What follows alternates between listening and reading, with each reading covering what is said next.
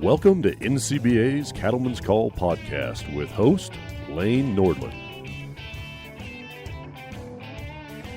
Hello, friends, and welcome back to the Cattleman's Call podcast. I'm Lane Nordland, and I tell you what, there is quite a lot of innovations out in the countryside, and one of those innovations that producers are starting to experiment with is virtual fencing. You know, the invisible fences they create for dogs where you just set up a boundary and the dogs have a collar on, and if they go too close to that fence, those dogs know that they are too close to that fence. Well, that's what we are going to be talking about, but virtual fencing for cattle. It's a pretty interesting topic. When we come back, we'll hear from Montana rancher Leo Barthelmess. He's a good friend of my family, and he is an innovator in the livestock business. We'll be back with Leo to learn more about his background, his operation, and how he got a start utilizing virtual fencing in Phillips County, Montana. But first, these words from today's podcast sponsor, Gallagher. Gallagher Animal Management, with over 85 years of electric fence innovation, scales and EID data management solutions, and the latest automatic watering systems. We have the tools and expertise to help you with all of your animal management needs. With NCBA just around the corner, make plans to stop by the Gallagher booth and look over Gallagher's latest technology, or check us out on our website at Gallagher.com.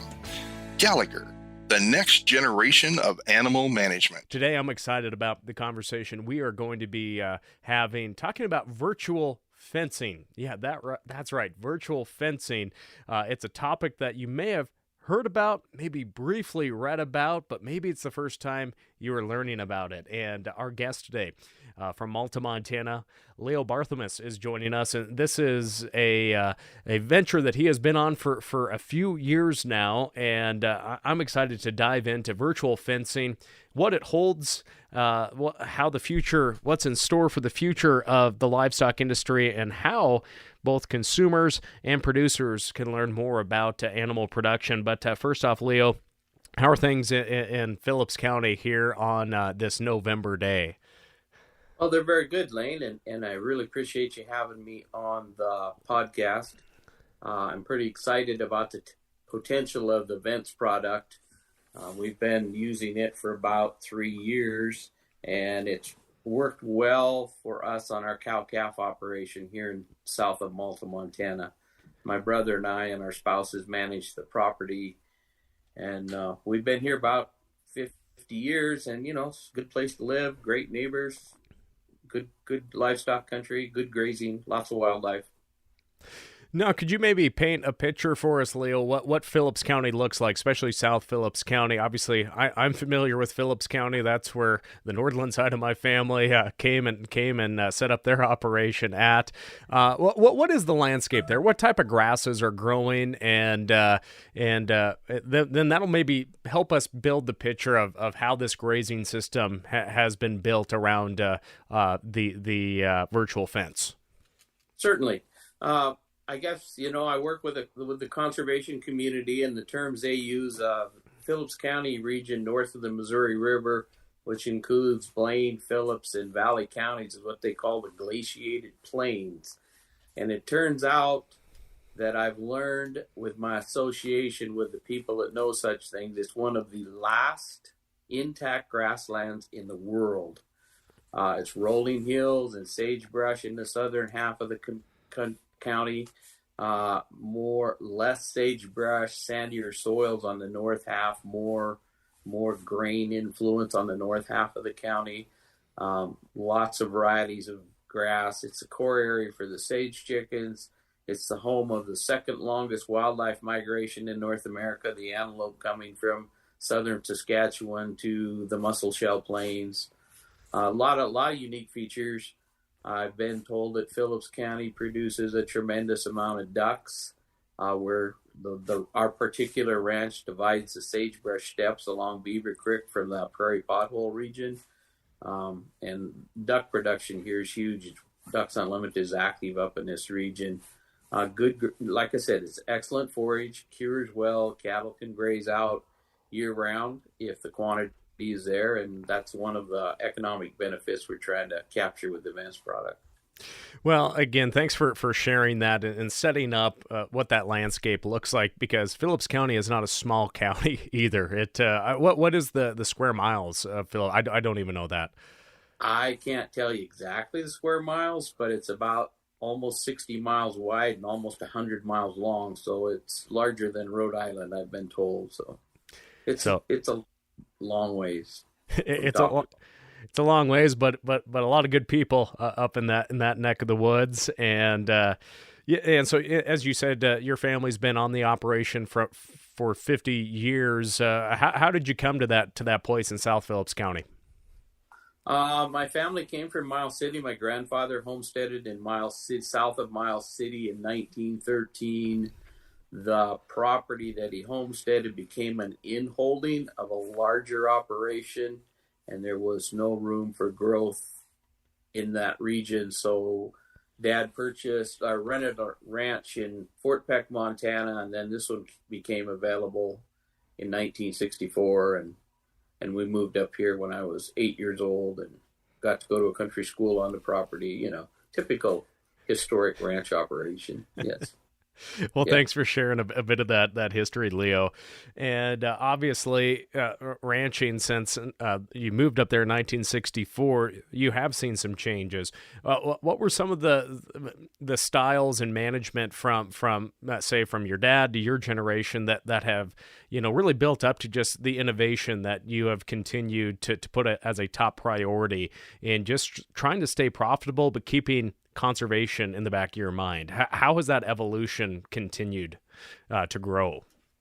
So, my father brought the ranching culture from southeastern Montana. It was a traditional, profitable business model for a long time. And then as economics of agriculture really started to change, especially livestock in the 1970s, suddenly one or two pastures and hay in all summer became less viable. Weather patterns contributed to some of that. So we started, I'm a longtime student of Alan Savory, started studying holistic resource management, working with the NRCS and our BLM range cons, to recognize the value of grazing versus mechanical harvest. And we've continued to gradually do that. There are 38 permanent pastures on the ranch, 60 miles of barbed wire, 15 miles of two-wire electric fence, and so, but we've recognized the more management we created with the grazing of the livestock, the better returns we had on reduced hay harvest, reduced feed purchases. So we've just continued to do that. And I've been concerned, as many ranchers have the last 4 or 5 years, 6 or 7 years, the infrastructure on these properties, some of it's 80 years old, and yeah, you make it work, but eventually it's gonna have to be replaced, and it's gonna be horribly costly to do that. So when the opportunity to work with the conservation community and work with the fence company, the virtual fence, came, we thought we needed to participate to address some of the infrastructure costs of the future, intensify our grazing, dividing larger pastures into a lot smaller ones to increase the rest periods on the grass, build a drought stockpile for a forage. So there's just been a lot of benefits from engaging in good grazing management or best management practice, let's say. So that's where we're headed. There's no silver bullets. There's a little benefit here and a little benefit there. So that's how we're approaching it. Well, I remember the first time I remember learning about your endeavor with the virtual fencing. I sit on the Montana Grazing Lands Coalition Initiative, and I haven't made the meetings the last 2 springs just because of weather, our face-to-face, but I know we have helped fund some of the research and education through our grant monies. And when did you first, I guess, start learning about virtual fencing? Where was the resource? Was that here in the United States, somebody doing that, or was that somewhere abroad where you really first got somebody's using virtual fence. And I guess we haven't done a very good job explaining what virtual fence is.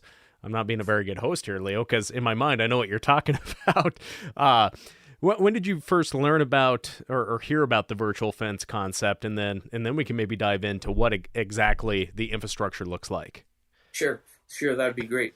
So I was at a ranching for profit business training in Idaho, and there was a family there. We're talking about people in Canada were using the product, and it was coming out of New Zealand. And we reached out to them in November of 18 as soon as I got back from the school, and they were early on supportive of participating. They had to get it into the United States.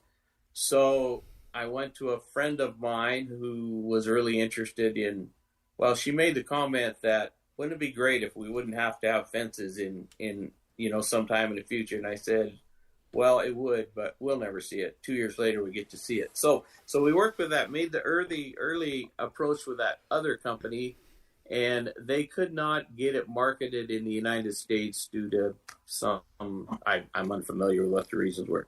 And fortunately, one of our associates in the conservation community found the Vents company, and we reached out to them and put in the same proposal, because by this time we had a grant based on the previous commitment to do this. And so the Vents company, they were supportive, and we had a meeting a Zoom meeting with their management, and a week later they said, yeah, we would like to participate with you in the conservation committee.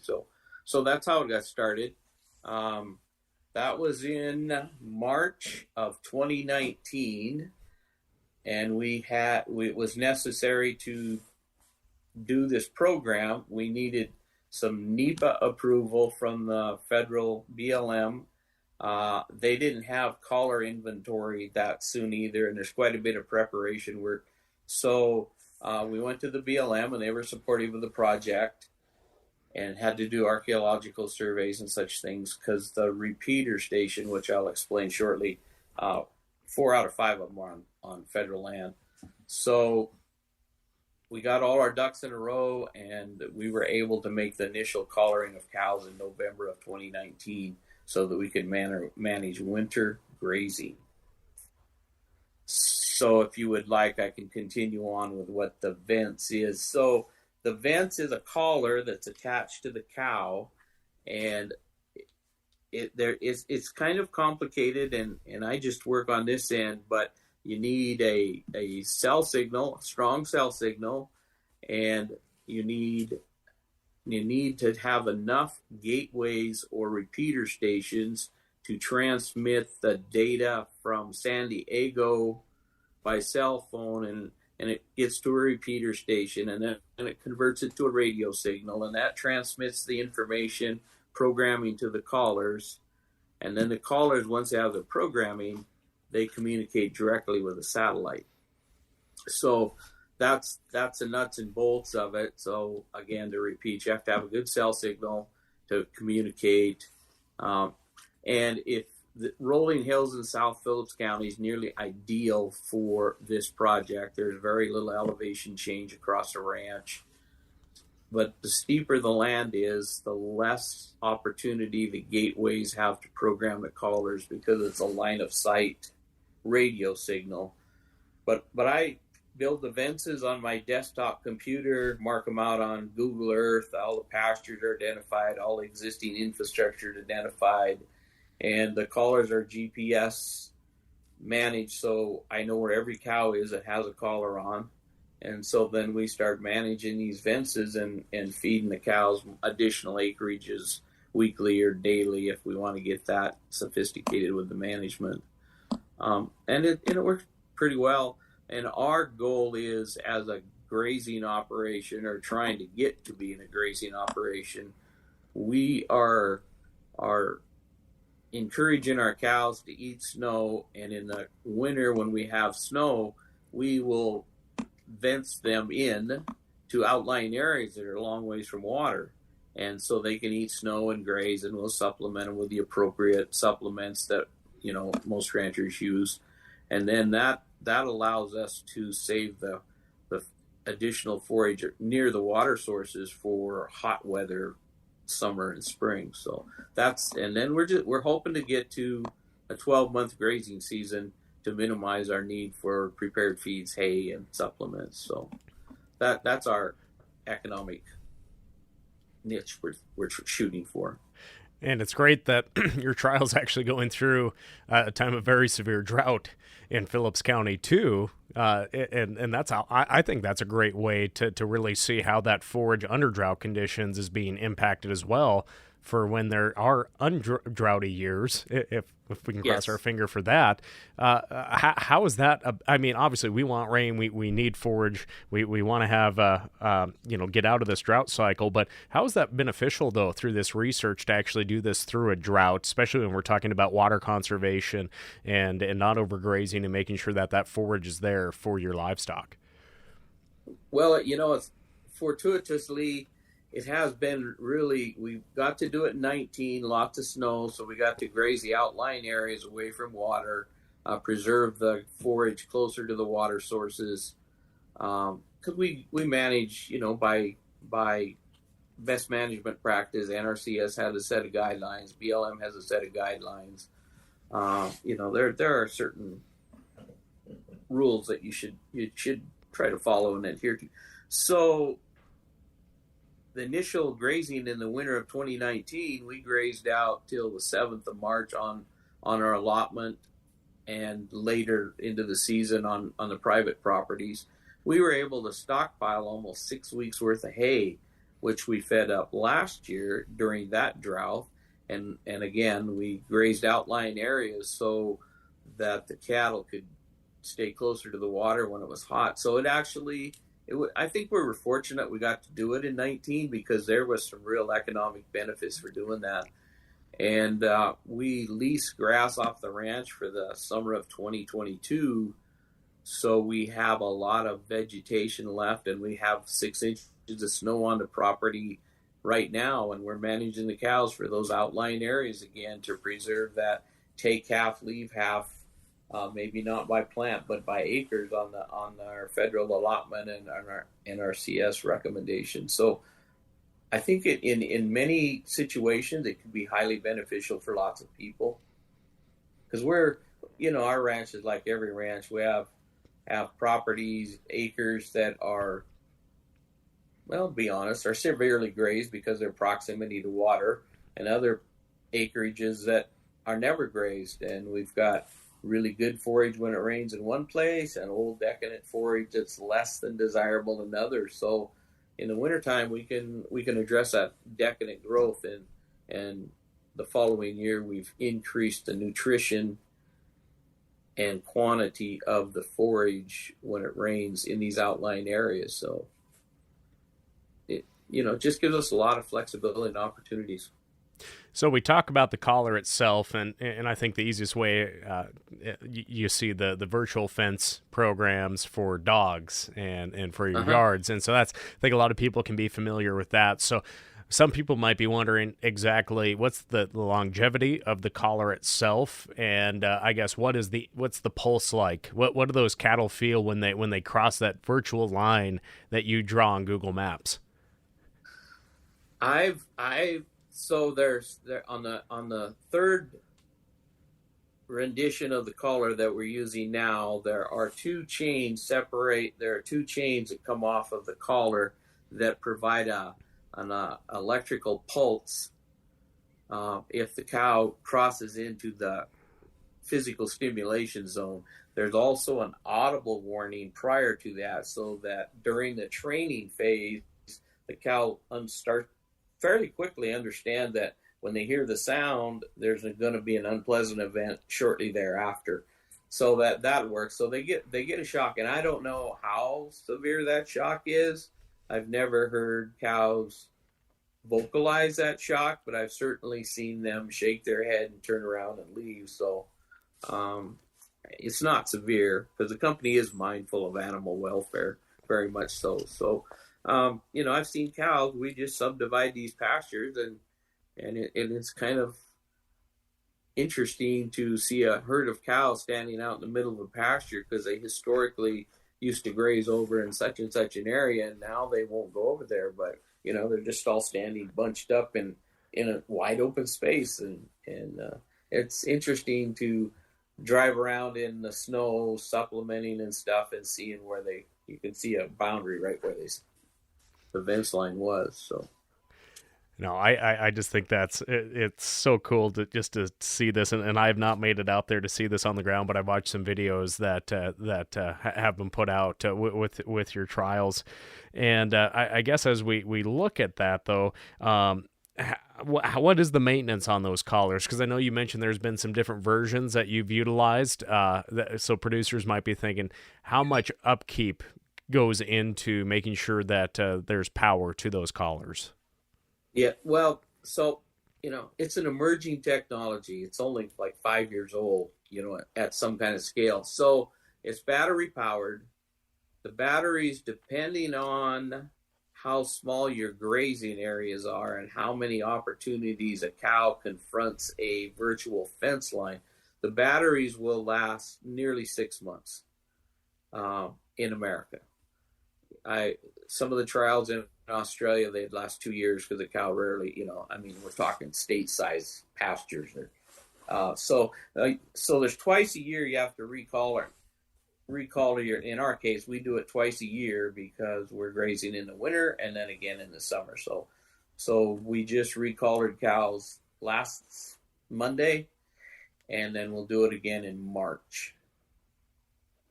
So twice a year we got to collar cows. They're still working out some bugs in collar retention. Some of them were a little bit design issues, and some of them were manufacturing glitches. So they're still working on that.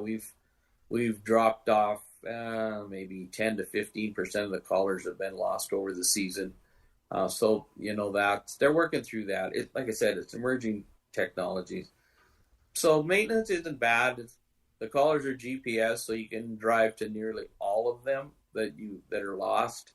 It'll show up on a map that's on the webpage, the herd manager for vents. So it's not painless, but it's pretty pain free. I mean, it's considering what it could replace over time, it's worth the effort, and it's fairly expensive. So the gateways, I'll go back to that a little bit. The gateways on the ranch, there are 5 of them that cover our 25,000 acre grazing operation, and the gateways probably cover another 25,000 of the neighbors' grazing operation. So theoretically, a group of ranchers or grazers could pull together and share these gateways so that they could cover more acres and reduce the cost, because the gateways are the biggest cost. They're about $10,000 a piece, and the rancher owns them. Now the collars are rented by the month, and the only cost that the rancher incurs is paying for the batteries, which aren't cheap either. But it's not cheap. Costs us about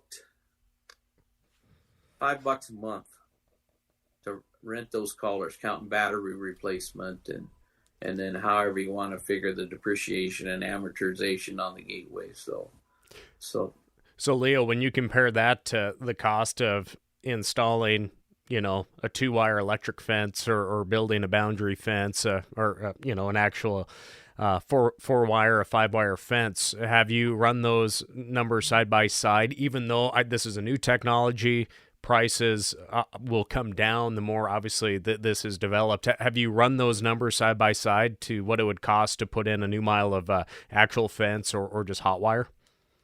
Yes, and in 2019, Vents wasn't really competitive with barbed wire or 2-wire fence, but now I think barbed wire fence is $15,000 a mile, give or take, where you get your materials, and a 2-wire electric fence is 7 to 8. And in our ranch, we've got to replace 30 miles of fence in the next 15 years. That's a big number. So, Vents is suddenly competitive. And then and once you get the gateway infrastructure in place, then you can build. In our case, I built 50 miles of vents last year, with just a couple hours work on a computer. So, I mean, the management opportunities are broad and way bigger than a hardware infrastructure, because it costs too much to move a fence or hardware fence. So, But your son Eric's a pretty good fencer. I mean, he could just go out and build that all right. Yeah, he could, but I can't afford to pay him what he's worth. I don't think any rancher can. So, just for transparency, his son Eric worked for my dad for many years on a construction fencing crew. So, just for transparency out there. But that does lead us into the conversation of actual boundary fence and whatnot, because somebody might be listening to this, Leo, and say, geez, I mean, are they just using all virtual fence? Obviously, you still have boundary fence and whatnot, and your pastures are still probably cross-fenced in other areas, though. Yes, I enjoy the technology. I think it has great potential, but it's new. Company's only 5-6 years old. Will it be here 5 or 6 years from now? We hope so. I think it should be, but you know how startups are. Some of them don't make it very long. So no, we have not removed any infrastructure on the ranch based on vents technology. As we need to replace it, we'll certainly make that decision whether to restore the existing infrastructure or just go to strictly vents. But so no, I'm a frugal old rancher. We don't take stuff out just because it doesn't. As long as it works, it's get used. Now, when we look at the training, I know you mentioned there's a training period that you put the cattle through. What does that look like? What were you doing that, and what's the time period that these cows? How long does it take them to figure out what the noise is, and then versus that, and then that pulse? So it's a really very simple procedure. We collared the cows in November of 2019, and prior to that day, we'd built a virtual fence around 3 sides of a smaller pasture that they always like to. In November, they graze on the other side of that fence, and we built a vent right around an existing fence line, and they approached it, got within a few feet of it, heard the buzzer, got the shock, and it only took them 2 days, and then we could start moving them away from that fence with the vents line, and they knew what it was within 2 days.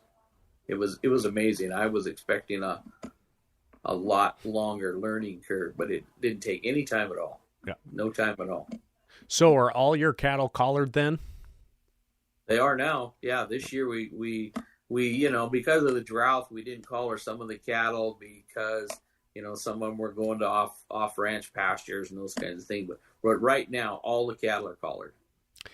Yeah. And I guess when we look at just the pros and cons of this, and again, we just want to make sure our listeners know this is developing technology, and Leo is truly one of the few pioneers in the U.S. that is trying this and that is going through the process of writing grants, working with conservation groups to write grants. Can you just talk about the time that has gone into the grant writing, the presentations, the phone calls, just before you can even get a tower set up or put a collar on? It's not an I dream of Jeannie, cross your arms and blink. It's quite a lot of work that goes into it.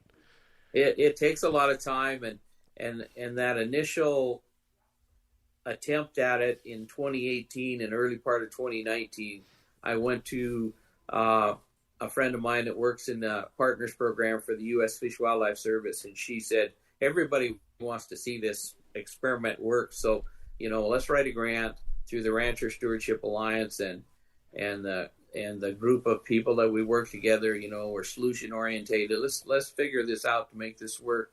And so the grant writing fell in somebody else's lap that had that experience, and we were the cold weather experiment for vents and the the glaciated plains, so to speak. So there was a lot of time, but it wasn't by me. We were building infrastructure because we had to assemble the gateways in in our shop when they came on a pallet and you built them and those kinds of things. So, and then, just a lot of early on the vents company, whenever we built vents lines, we did it on Zoom with their engineer. Todd Parker was the gentleman I have worked with for the last 4 years. So there was a lot of time just learning stuff, and I still don't know it all. They keep changing and programming. It's always for the better, but us old guys have trouble learning all this computer stuff, and so it takes not a huge commitment, but it does take a commitment of time, a different kind of work than fixing fence or those kinds of things. So it just, and there's a lot of people want to see it work, so there's a lot of support. The BLM was support even getting the NEPA done and, doing archaeology and, so it's been a positive, I think. Well, that was going to be my next point. Obviously, for ranchers across the West, being a grazing allotee permit owner is how so many operations are able to stay in business. And as you mentioned, the cost of fence is not cheap, and especially when you're looking at trying to get a crew out to build fence on BLM allotments, whether you're paying for it or the Bureau is. How is the BLM looking at this as an opportunity to really showcase the work that ranchers do in conservation, in land stewardship, and also having less impact on the ground by putting that physical barrier in? They should be just over the moon at looking at these opportunities for the short time that permittees are legally allowed to graze on the landscape. They are. For the first year, everybody was sitting back and watching, as is appropriate, but now there's a Vents working group that's hosted by the Vents company, and I've been on there a couple times, and there's multiple universities across the West are using the product and testing its feasibility, and then there are BLM and Forest Service districts in the West, Colorado, New Mexico, I think some in Nevada. There's other producers now in Montana, and they're writing grants and pooling resources, multiple allotments going together to fund the gateways. As I said, there's they cover a lot more typically than one ranch or a portion of one ranch. So there's a lot of interest, and I think Todd told me they were going to try to get 50,000 callers on the landscape this spring, in the spring of 2022. Now, my next question is: Do you still run sheep on the operation? We sold the sheep in 2019 and bought some more in October of 22. So yeah, we're back into sheep. Well, at least the prices were good buying sheep in this past fall. Is there, obviously that's a different animal. Is there any chance that these collars could be utilized on sheep, or is that wool going to be inhibited of that process? Well, we bought hair sheep back. Okay. So we bought hair sheep, so they don't have as much wool. And I've been tasked with Vents to see how they work with sheep. So yeah, there is a chance. They're doing a program in Australia right now, and Todd said, "So you want to be the first guy in North America to try it?" So I've got 42 collars to put on, the lead sheep, so to speak, out of 300. So yeah, we're going to try it in the next 3 weeks. Well, and that could be something too, just depending on flock behavior, where you might not have to collar all the sheep too. Is that maybe been talked about too, or what they're seeing in Australia? I don't know. They had just started the pilot down there too. I have no insight as to what's going on down there. But no, we're going to try it on sheep because, there's a lot of weed issues around the West, and sheep or goats, either one could be very beneficial in replacing herbicides and watershed management. So yeah, we're going to try it because we'll see. And they use the same collar technology that they do on cows, so there wasn't a special. So we retained 42 of those collars to put on the sheep. And in the last few years that you've done this, what have been some of the benefits that on your herd, on body conditioning that you've seen? Obviously, since you're trying to utilize that pasture to its best of its ability and leave half as well. How's the body conditioning been, especially in 2019 when there was, there was snow all winter and then nothing happened when spring and summer came up there. But what was that like when we're looking at not supplementing with hay, but also with other supplements, of course? But what was that body conditioning like? We were able to keep the cows right on either side of a 5. We calve a little later. We don't calve until mid-April. 80% of calves are born, either side of the 1st of May. So we got a little longer window than maybe some other producers. So our cows maybe aren't as good a shape when they calve as, say, somebody that calves in February, because, we got a little better window for them to gain later. But no, we try and keep them in a 4.5 to 5 range, because we're grazing nutritionally challenged feed in the wintertime, so we're feeding a couple pounds of high protein supplement. And one of the benefits of Vents is certainly not going to pay for it, but instead of being scattered across a 3,000 acre pasture, they're scattered across 500 acres. So feed time is a lot shorter. Travel, and the time you spend out there is shorter. So those are pretty positive things. I mean, they're the little incremental benefits. The body condition is about the same, just getting more utilization of more grass. So over a period of years, when it gets back to normal rainfall, I think we'll have a higher quality nutrition across the ranch, because the most any of the grass will only be 3 years old versus 5 and 10 years old. So, my conservation peers tell me that nesting habitat and chick rearing habitat requires green grass to grow bugs for them. So I'm hoping that, there'll be some positive influences for the wildlife as well. Obviously, this kind of changes how you gather cattle, where you work cows, and especially branding. How much less stress is that on you, knowing that we got all the cows are grouped up here? You don't have to do a big roundup when you're working cows. I guess, is it less stressful in times of actually trying to work cows or get branding done, or just try to get them through the chutes? So when we're gathering in high stress events like shipping or branding, and you have a lot of people that are helping you, we don't have any fences, because if there's an issue with a cow and somebody tries to, so we just shut the system down for in the pasture they're in, for a high stress event like that. Or so when we're managing it the rest of the time, we got to be mindful that we don't put events across a gate. We always want an exit strategy, prairie fire or something. I mean, I'm sure they would run away through the vents for it, because I've seen cattle go through it when pressured, but seen other times they wouldn't too. So I don't know how they'd respond, but you have to be mindful of their needs and behaviors, and that's been the biggest learning curve, is to have that much control, and you can push it to beyond where you should, I think. And I just want to clarify too, it's not like you're going on a 20-mile loop now just looking for cows for when you're getting ready to work cows or whatnot too. So that's nice. And a question somebody might have though is, as you mentioned, you can track where those cows are out that are collared with that signal. Some of our listeners may be wondering, who owns that information of the cattle being tracked and whatnot? We'll answer that question coming up next, but we're going to take a quick commercial break. We'll be back with Leo Barthelmess right after this. Gallagher Animal Management knows that gathering and analyzing animal data is important to run a successful operation.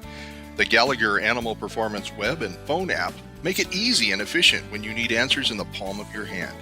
You can even monitor your fence performance from your phone as well. Plan to stop by Gallagher's NCBA booth to see all the latest innovation, or check us out on our website at Gallagher.com. Gallagher, the next generation of animal management. Coming back today with Phillips County, Montana rancher Leo Barthelmess, talking about virtual fencing, the technology that makes it possible, and also the information that is collected while cattle wear these collars, and also the tracking that goes on with the towers out in the countryside. Leo, just to put it plainly, you own the information that is collected by Vince. Is that correct? That's correct. Yes, yes. And if you're working, like we're working, the BLM doesn't they don't access records or anything for the ranch. It's voluntary, turn in the right numbers, those kinds of things. But where the BLM or Forest Service is maybe funding part of it, maybe there's a different kind of relationship with the rancher. And I'm sure a rancher is not going to jeopardize their business by revealing too much information. But it's a case by case. All these ranchers are different. All the people that manage them are different. Your cultures are different. So it's an opportunity for all of us to do good work in the context that we live in. Now, obviously, financially feasible for most operations, probably not at this point, but the more that this develops, the more trials, the more collars that are made. As you mentioned, they want to have 50,000 collars on cattle here in the United States or North America. So as we look at this and say in 10 years, as this technology is truly fine-tuned and in that lead up to the next decade, is it going to be easier for a smaller operation, medium or larger, to try and utilize this and try to pencil it out financially, but also trying to work with the neighbors as well, or have almost a co-op system? How do you see that? What size of operation is going to be able to utilize this most effectively, cost effectively over the next 10 years?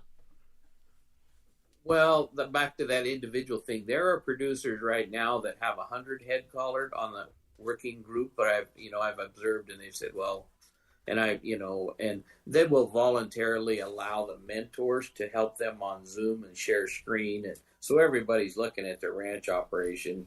I've done that for them, and other people have looked at what we do as well. So the variation in size ranges from 100 to 600-700 people. Head of cattle with a collar. I think, like in my case, would have been difficult, but we could have run temporary fences to achieve this kind of stuff. But nobody wants to spend the rest of their life fencing, so it really wasn't. So I think if you're somewhere in that 5 to 15, 18-inch rainfall, this product is calling for you.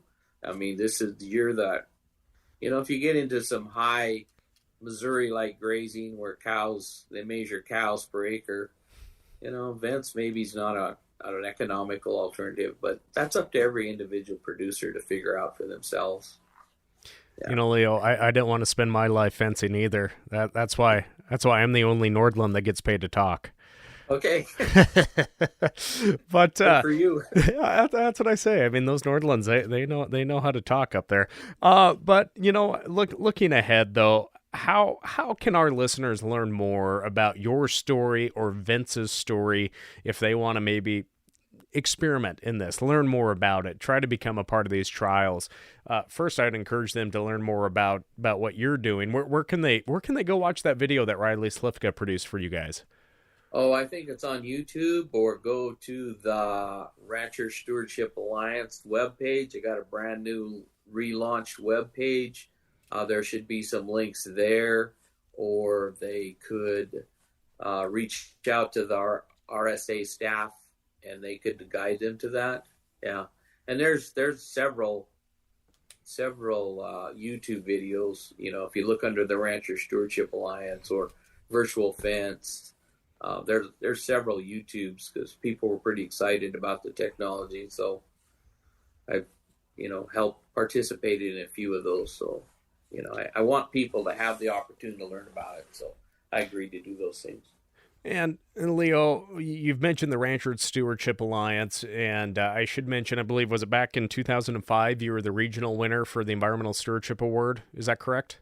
We were, yes. The ranch was, yes. And so obviously conservation, sustainability, stewardship, that's something that has been on the mind of your family for generations and looking to improve. But Phillips County is a unique place where there's nonprofits that want to have a dialogue about how the landscape should be managed and what type of species should graze there. How important is it though for you and your family and for the producers in Phillips County to tell their story, the sustainable story of livestock production and the role that it plays not only in Phillips County but Montana's economy? Why is it important to tell that story to consumers, to agency officials, and to utilize these new innovations like virtual fence to showcase all the hard work and innovation that cattle producers are putting forward? Well, Lane, it's really important, and that's part of why the situation we're in has developed, is we weren't talking about the good work that was done by previous generations. And that, to go back to my earlier comment, this grassland that I live in, the northern tier of Montana and even the Musselshell Plain, we're the largest intact grassland left in the world, and that's largely due to good stewardship of the livestock grazers. I'm not saying there weren't abuses and aren't abuses, but people are really good about adopting best management practices. And this South Phillips County has very nearly every species that Lewis and Clark would have seen in this area. I mean, right now today, so it isn't too far off. The Rancher Stewardship Alliance, we're a nonprofit, and when the nonprofit started buying property here, we figured the only way we were going to have a voice at the table was form our own nonprofit and reach out to people and have an opportunity to tell our story around a table versus nasty editorials in a paper or something. So that's been, we've just tried to be the safe space where a good conversation can take place. And subsequently, it's been fairly successful that we work with lots of conservation partners, and not all, but a lot of them that support our work.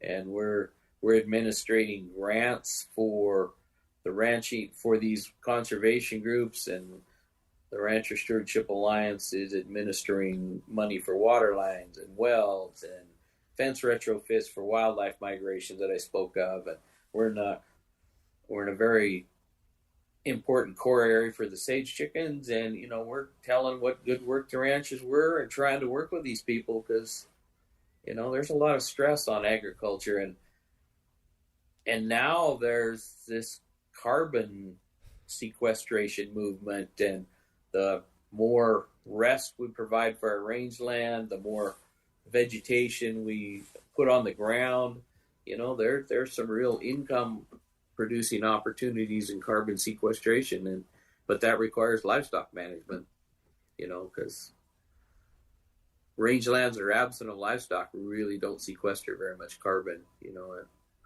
Stockpiles dead forage on the surface, and then what fires do to our national forests. And so we just need to respect each other's needs and desires and work together to find the best solutions for us all. Well, again, we've talked a lot about how technology can help improve rangeland, herd health, but also it's a part of telling that story of what goes on in the countryside. And Leo, I guess what are some cautions that a caution maybe you would tell somebody that is looking at implementing these new technologies before they fully jump into the deep end? What are some things that they should check off before they decide to make an investment or hire someone to write grants? What are some of those cautions or just a good tip for them to follow? Oh, I think honestly, I think going to ranching for profit would be a really good start, because there's some economics that may or may not work. I don't think that we can pay for the fence product just saving labor on maintenance of fences. It's got to be a more integrated approach, that you have to improve your grazing properties. You have to have some way. In our case, we're trying to diminish the amount of hay that we're going to feed, so there's a economic benefit for that. And there's a lot of things like that. I think it's super important to run your economics on your own ranch.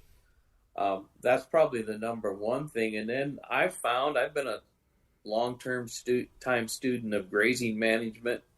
Suddenly I've got all this stuff, and I'm having to learn a lot more stuff because I never expected to have the opportunity to feed 400 cows, 90 acres a day, kind of management. That takes some planning, and, that requires me to sit down at the computer or sit down on a ranch map and start mapping out a grazing plan, and,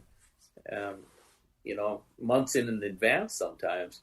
An example, we were able to graze a property north of Malta, and the guy was interested in events, so we pre-programmed the collars before we moved the cattle 19 miles north, so that he wanted a grazing strategy implemented, and we were supportive of that. So we pre-programmed the collars for his property, because once we got him up there was no way to change it. So it was kind of important that we get it right. So, suddenly grazing management is above my skill set. So I'm having to go back and learn a bunch more. Those kinds of things. It's things I hadn't thought of. Yeah. What was it like, though, the first time that you maybe told the neighbors or somebody, if you made it to town to the coffee shop, when you first kind of brought this idea up? What was the reaction from some of those folks, and what's their reaction now, especially folks that border you or around you down there? Cautious assessment. No, cautious assessment. It's the technology's not to be. It's expensive, so you need to have a plan, and maybe, I don't know the finances of any of my peers in Montana. So, I mean, there's considerations like that, and actually, can the product be used on their property? And, and if you've done things a certain way a long time, it's hard to change that and these routines, because, the average rancher is 62. So we're pretty much embedded in our philosophies, so it takes a lot of extra effort to change.